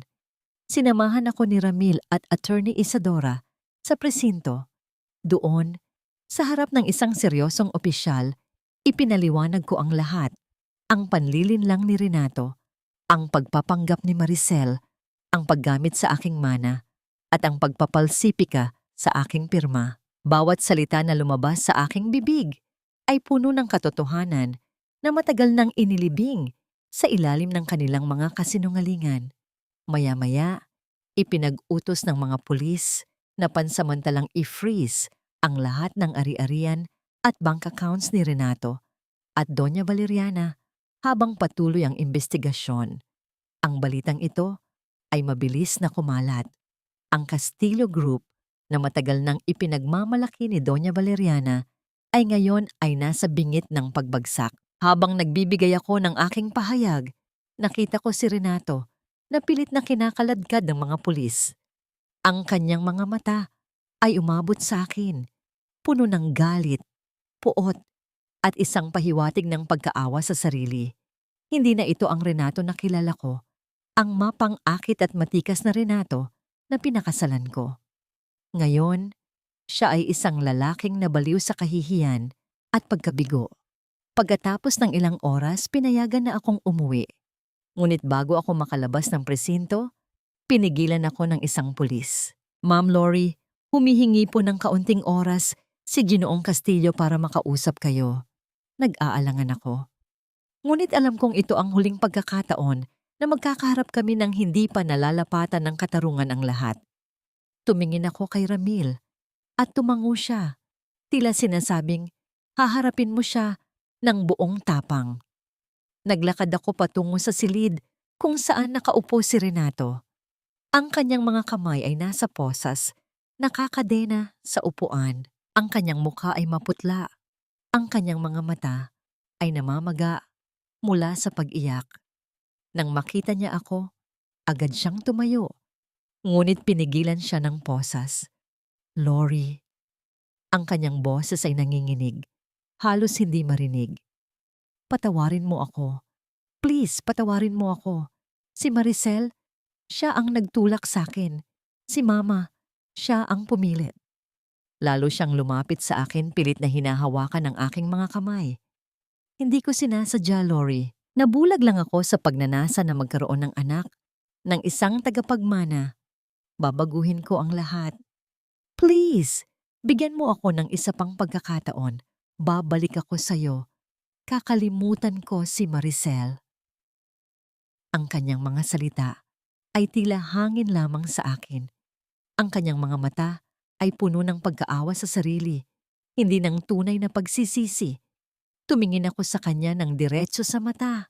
Ang aking puso ay kalmado na ngayon. Renato, simula ko, ang aking boses ay matatag. Pinagkatiwalaan kita. Ibinigay ko sa iyo ang lahat. Ang aking pagmamahal, ang aking karera, ang aking tiwala. At anong ginawa mo? Ipinagpalit mo ako sa isang kasinungalingan. Ang pinakamalaking parusa para sa iyo, Renato, ay hindi ang pagkakakulong. Ang pinakamalaking parusa ay ang mabuhay ka sa nalalabi mong buhay na nag-iisa, walang pinagkakatiwalaan, at walang pagmamahal. Dahil ang taong minsan nang nagmahal sa iyo ng buo ay tuluyan nang namatay. Dahan-dahan kong kinuha ang isang dokumento mula sa aking bag, ang Petition for Annulment. Sa ilalim nito ay naroon ang divorce papers na inihanda na ni Attorney Yoy Isadora. Kinuha ko ang ballpen at walang pag-aalangan. Pinirmahan ko ito. Ang aking mga daliri ay hindi nanginginig at ang bawat stroke ng panulat ay puno ng determinasyon. Ito ang aking golden moment. Ang huling tali na nagbubuklod sa amin ay tuluyan ng naputol. Hindi ko na ikaw sisisihin, dagdag ko, habang inilalapag ang mga papel sa mesa. Dahil sa paggawa ko niyan, sinisira ko lang ang aking sarili. Hindi ako nababagay sa iyo. At ikaw, hindi ka nababagay sa akin. Nang makalabas ako ng presinto, naramdaman ko ang paglamig ng hangin. Ang kalangitan ay nagkulay abo at nagsimulang bumagsak ang maliliit na butil ng ulan. Ang bawat patak ay tila naghuhugas sa akin ng lahat ng dumi ng nakaraang kasalanan. Nakita ko si Ramil na nakatayo sa labas, may hawak na dilaw na payong. Hindi niya ako hinintay sa loob ng presinto. Sa halip ay sa labas, tila naghihintay na lumabas ako sa aking kulungan. Ang dilaw na kulay ng payong ay tila isang liwanag sa madilim na araw na yon. Isang simbolo ng pag-asa. Lumapit siya sa akin at agad na itinapat ang payong upang hindi ako mabasa ng ulan. Nagkatitigan kami. Sa kanyang mga mata, walang tanong, walang paghuhusga. Tanging pag-unawa at suporta lamang. Inilabas ko ang aking cellphone. May isang text message mula kay Attorney Isadora. Si Maricel, nagsalita na. Sinabi niya na si Doña Valeriana, ang mastermind sa lahat ng financial fraud at falsification of documents. Mas malalim ang kaso nila kaysa sa inakala natin. Ngunit sa sandaling iyon, ang lahat ng balita tungkol sa paghihiganti ay tila lumamig na sa akin. May mas mahalaga pa sa paghihiganti, ang paglaya. Tumingin ako sa kalangitan. Ang ulan ay bumabagsak ng mas malakas. Ang tanong na matagal nang gumugulo sa aking isip ay ngayon ay malinaw na. Ngayong libre na ako mula sa kadena ng nakaraan, handa na ba akong harapin ang kinabukasan na kasama niya, na walang takot at walang pag-aalangan? Ang buwan ay lumipas na, tila isang simoy ng hangin. Mula sa magulong bahay ng mga Kastilyo, lumipat ako sa isang maliit na apartment sa gitna ng Bacolod. Hindi ito marangya, ngunit ang bawat sulok ay pinili at inayos ko ng may pagmamahal. Ang mga dingding ay pininturahan ko ng kulay pastel green na nagbibigay ng pakiramdam ng kapayapaan at pag-asa. Ang dating Lori na nakakulong sa isang ginintuang hawla ay ngayon ay nakatira sa sarili niyang maliit na tahanan. At sa kauna-unahang pagkakataon, naramdaman ko ang tunay na kalayaan. Ginamit ko ang bahagi ng aking naibalik na ari-arian upang itatag ang bagong simula. Isang sentro na naglalayong tulungan ang mga kababaihang biktima ng pang-aabuso, lalo na ang mga biktima ng financial at emotional manipulation. Bawat araw, kapag nakikita ko ang mga ngiti ng mga babaeng unti-unting lumalakas at nagbabangon mula sa kanilang sariling mga laban, naramdaman ko ang tunay na saysay ng aking paghihirap. Hindi ko na hinayaan na ang aking sakit ay maging isang sugat na hindi gumagaling. Ginawa ko itong tulay upang matulungan ng iba. Isang araw, habang abala ako sa pagpili ng mga tela para sa mga kurtina ng aking opisina, may kumatok sa aking pinto. Si Ramil. May hawak siyang kahon ng mga paintbrushes at isang lata ng pintura. Nabanggit mo kasi sa akin na plano mong pinturahan ang pader na yan. Sabi niya, itinaas ang lata ng pintura na kulay sky blue. Sabi mo, bagay sa theme ng bagong simula mo. Na-pick up ko lang. Ngumiti ako. Ang kanyang mga kilos ay laging tahimik, ngunit laging sapat upang iparamdam sa akin ang kanyang presensya at suporta. Siya ang taong hindi kailanman humingi ng kapalit, hindi kailanman ng husga, at laging naniniwala sa aking lakas. Maghapon kaming nagpinta. Ang mga dingding ay unti-unting nababalutan ng sariwang kulay. Habang kami ay abala, nagkwentuhan kami. Tawa ako ng tawa sa kanyang mga kalokohan noong kabataan namin. Ang mga kwento na matagal nang nalimutan sa ilalim ng bigat ng aking kasal. Nang magkapalitan ang aming mga kamay, habang inaabot ang paint roller, naramdaman ko ang isang mainit na kuryente na dumaloy sa aking mga daliri. Hindi ito ang naglalagablab na simbuyo ng damdamin, kundi isang banayad at payapang init, tulad ng init ng sikat ng araw sa umaga. Hindi kami nagmadali sa aming relasyon. Walang mga deklarasyon ng pag-ibig, walang mga dramatikong pagtatapat. Sa halip, ang aming pagmamahalan ay dahan-dahang lumalago. Tila isang binhi na tahimik na sumisibol sa ilalim ng lupa, naghihintay ng tamang panahon upang mamulaklak.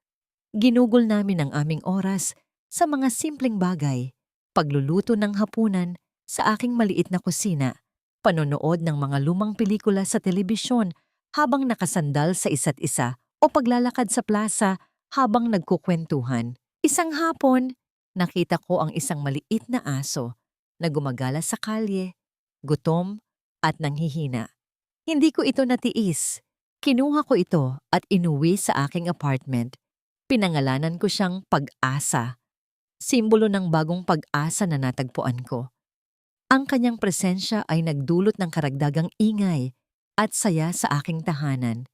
Isang ingay na matagal nang nawala sa aking buhay. Habang lumilipas ang mga araw, nakikita ko ang aking sarili na mas nagiging malakas. Ang mga bangungot mula sa nakaraan ay unti-unting nawawala.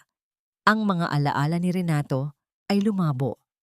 Napapalitan ng mga bagong alaala, mga alaala ng pagtawa, pagmamahal, at paglaya. Isang gabi, habang nakaupo kami ni Ramil sa dalampasigan ng Negros, pinapanood ang paglubog ng araw, naramdaman ko ang kapayapaan na matagal kong hinahanap. Ang kulay kahel at lila ng kalangitan ay tila nagpapahiwatig ng isang bagong simula. "Lori?" sabi ni Ramil. Ang kanyang boses ay kalmado at banayad. Hihintayin ko. Hihintayin ko kung kailan ka handa. Hihintayin ko kung kailan mo na ulit kayang magmahal ng buo nang walang takot." Hindi ko siya sinagot. Sa halip, dahan-dahan kong inilagay ang aking ulo sa kanyang balikat. Ang kanyang braso ay dahan-dahang gumalaw. Niyakap ang aking balikat at naramdaman ko ang init ng kanyang presensya. Hindi ito nagmamadali. Hindi ito nagpupumilit. Ito ay pagmamahal na puno ng pag-unawa. Ito ang aking golden moment. Ang paglaya ay hindi lamang paglayo mula sa kadena ng nakaraan, kundi ang pagtuklas din ng bagong koneksyon na mas malalim at mas totoo. Pag-uwi ko sa apartment, nakita ko ang isang sobre na nakalagay sa ilalim ng pinto. Walang pangalan ang nagpadala, ngunit pamilyar sa akin ang sulat kamay. Mula kay Renato. Hinawakan ko ang sobre. Naramdaman ko ang isang bahagyang kirot sa aking dibdib. Isang bakas ng lumang sugat. Nag-alinlangan ako. Buksan ko ba? Basahin ko ba? Alamin ko ba kung ano ang sasabihin niya? Ang kanyang pagsisisi o ang kanyang mga dahilan? Ngunit sa sandaling iyon, tiningnan ko si Pag-asa na nakahiga sa aking paanan, payapang natutulog. Tiningnan ko ang mga sariwang kulay ng pader sa aking sala, ang mga bulaklak sa pasong nasa bintana, at ang aking mga aklat na nakasalansan sa estante. Ang bawat bagay sa paligid ko ay simbolo ng aking muling pagkabuhay. Hindi na ako ang dating Lori na hinahayaan ng kanyang buhay na diktahan ng iba. Ang mga salita ni Renato, ang kanyang pagsisisi, Ang kanyang mga dahilan, hindi na sila mahalaga. Ang nakaraan ay tapos na. Dahan-dahan kong nilapag ang sobre sa basurahan. Hindi ko na kailangan pang basahin.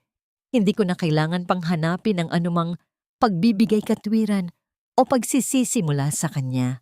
Ang nakaraan ay tapos na. Ang mahalaga ay ang ngayon at ang kinabukasan na ako mismo ang magtatayo gamit ang aking sariling mga kamay at puso. Tinalikuran ko ang nakaraan kasama ang lahat ng sakit at pagtataksil nito. Ang tanging nararamdaman ko ngayon ay ang liwanag ng pag-asa na unti-unting lumalago sa aking kalooban. 2 taon ang lumipas, tila isang mabilis na pagbabago ng panahon. Ang Bacolod ay patuloy na umiikot sa kanyang sariling ritmo, ngunit ang mundo ni Lori ay lubusang nabago. Ang bagong simula center, ang kanyang pinaghirapan at pinakamamahal na proyekto ay lumago at namulaklak. Daan-daang kababaihan ang natulungan, binigyan ng bagong pag-asa, kaalaman, at lakas upang makabangon mula sa kanilang sariling mga pagsubok. Bawat ngiti ng mga babaeng ito ay isang patunay na ang kanyang sariling paghihirap ay hindi na sayang. Ito ang pinakamahalagang pamana na kaya niyang ibigay, hindi isang anak ng laman, kundi mga anak ng espiritu. Ang kapalaran ng mga taong sumira sa kanyang buhay ay sumunod sa kanilang sariling landas ng pagbagsak. Si Renato, pagkatapos ng 2 taon sa bilangguan at pagkawala ng lahat ng kanyang yaman, ay lumabas ng isang lalaking basag. Ang Castillo Group ay tuluyang nalugi at ang dating marangyang mansyon ay nabenta sa subasta upang bayaran ang mga utang at kaso. Sa ngayon, nabalitaan ni Lori na nagtatrabaho siya bilang isang security guard sa isang maliit na mall sa labas ng Bacolod. Isang malungkot na pagbagsak para sa isang lalaking dating nagmamay-ari ng isang imperyo. Si Maricel, matapos ang kanyang pagkakakulong at ang paglitaw ng kanyang tunay na karelasyon, ay tuluyang naglaho, tila isang anino na hindi na kailanman muling lilitaw sa kanilang buhay. Si Doña Valeriana, na binigo ng lahat, ay nag-iisa at nakatira sa isang simpleng nursing home sa isang liblib na lugar. Ang dating arogante at mapagmataas na ginang ay ngayon ay isang matandang babae na walang kasama.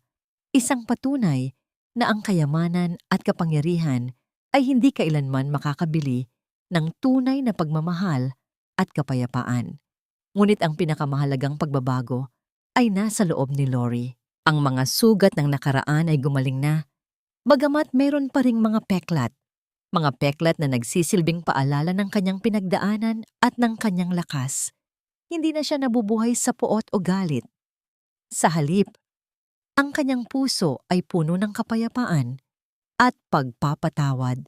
Pagpapatawad para sa kanyang sarili, sa pagpapabaya sa kanyang pagkatao noon, at pagpapatawad sa mga taong umabuso sa kanyang kabutihan. Hindi ito pagpapatawad na nangangahulugan ng pagkalimot o pakikipagkasundo, kundi pagpapatawad na nagbibigay sa kanya ng kalayaan upang magpatuloy. Isang araw ng tagsibol sa payapa at sagradong Jaro Cathedral, isang maliit, ngunit makahulugang kasal ang naganap. Hindi ito enggrande o garbo. Sa halip, ito ay simple at puno ng pagmamahal. Nakasuot ng isang ivory-colored Filipiniana gown, naglakad si Lori sa aisle, hindi bilang isang babaeng binigo ng pag-ibig, kundi bilang isang babaeng natuklasan ang tunay na halaga ng pag-ibig sa kanyang sarili at sa kapwa. Sa dulo ng aisle, naghihintay si Ramil nakangiti. Ang kanyang mga mata ay puno ng paghanga at pagmamahal na matagal nang ipinagkait sa kanya. Hindi na siya ang kababata na tahimik na nagmamahal mula sa malayo. Siya na ngayon ang katuwang, ang kasama sa buhay, ang taong nagbigay sa kanya ng second chance sa pag-ibig na hindi nang hihingi ng kapalit.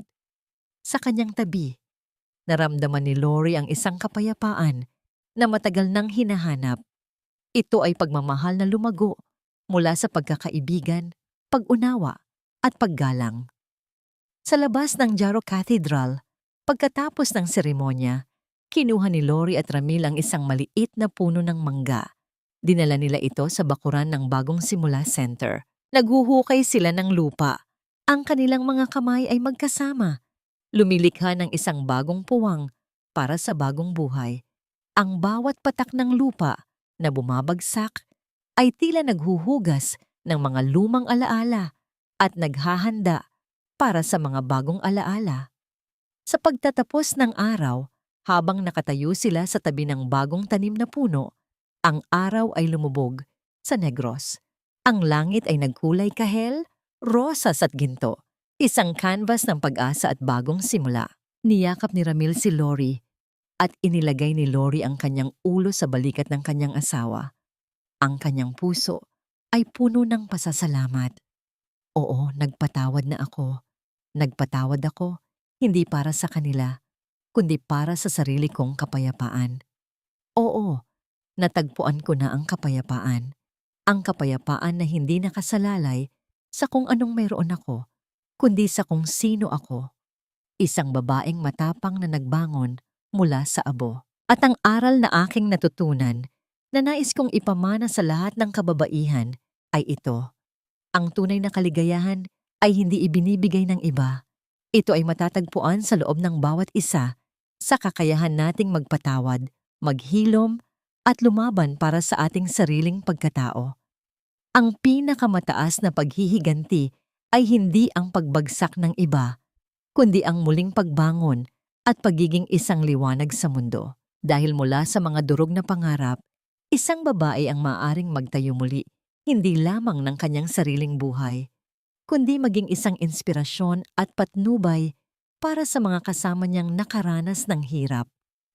Sa huli, ang pag-ibig sa sarili ang magiging susi sa paghahanap ng pag-ibig na totoo.